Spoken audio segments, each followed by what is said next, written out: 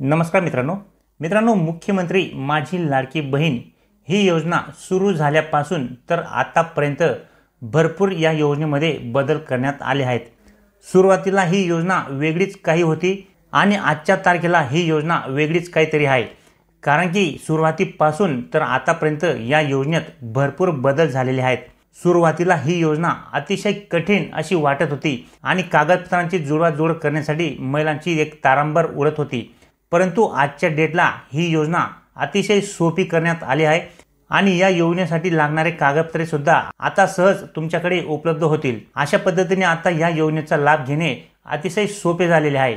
तर आता या योजनेची प्रोसेस ही कशी असणार आहे आणि आता तुम्हाला या योजनेचा जर लाभ घ्यायचा असेल तर कोणकोणते कागदपत्रे तुम्हाला आता लागणार आहेत याविषयी आपण या व्हिडिओमध्ये जाणून घेणार आहोत। तर आता जेवढे पण कागदपत्रे आहेत मित्रांनो, ते सर्व कागदपत्रे आता तुम्हाला तुमच्या घरातच मिळून जातील। म्हणजेच तुम्हाला इतर कुठेही जाण्याची आवश्यकता नाहीये। या योजनेचा लाभ घेण्यासाठी या योजनेचा फॉर्म ऑनलाईन सुद्धा तुम्ही घरी बसूनच भरू शकता आणि तुमच्या घरीच असलेले कागदपत्रे अपलोड करून तुम्ही अगदी आरामात या योजनेअंतर्गत 1500 रुपये महिना हा घेऊ शकतात।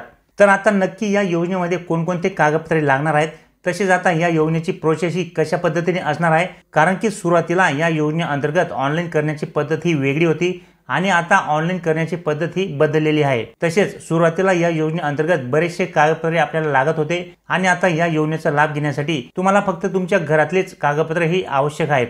म्हणजेच ही योजना जर आपण सुरुवातीपासून तर आतापर्यंत पाहिली तर अगदी छापा आणि काटा अशा पद्धतीची झालेली आहे।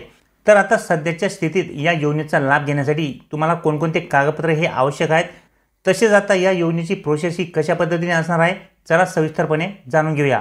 तर मित्रांनो, सुरुवातीला आपण या योजनेचा लाभ घेण्यासाठी आपल्याला आता कोणकोणते कागदपत्रे हे आवश्यक आहे याविषयी जाणून घेऊया, जेणेकरून तुम्हाला या योजनेचा लाभ घेण्यासाठी कुठल्याही प्रकारची अडचण ही येणार नाही। तर मित्रांनो, जसे की आपल्याला माहित आहे की या योजनेचा लाभ घेण्यासाठी 2 कागदपत्रे ही कंपल्सरी आहेत।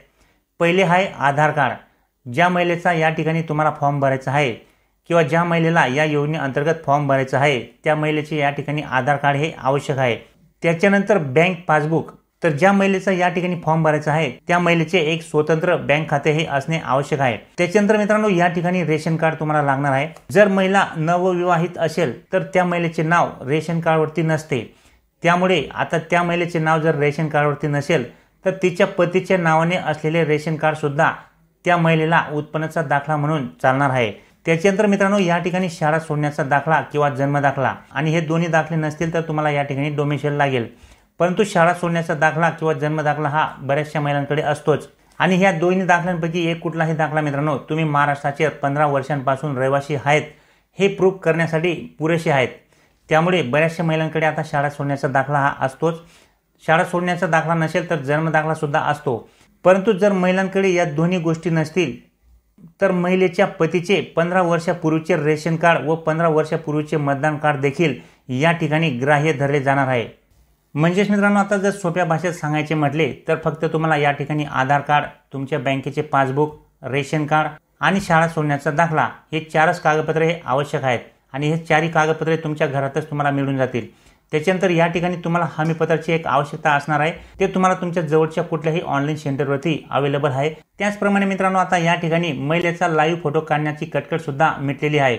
म्हणजे स्वतः महिला जर तुम्हाला फॉर्म भरते वेळेस हजर नसली तरी सुद्धा फॉर्म हा भरता येणार आहे, कारण की त्या महिलेच्या पासपोर्ट फोटोवरून सुद्धा तुम्ही आता फोटो काढून घेऊ शकता आणि ते सुद्धा आता या ठिकाणी ग्राह्य धरले जाणार आहे। तसेच मित्रांनो, या योजनेचा लाभ घेण्यासाठी तुम्हाला नारी शक्ती दूत या मोबाईल ॲप्लिकेशनवरून ऑनलाईन अर्ज हा करता येणार आहे।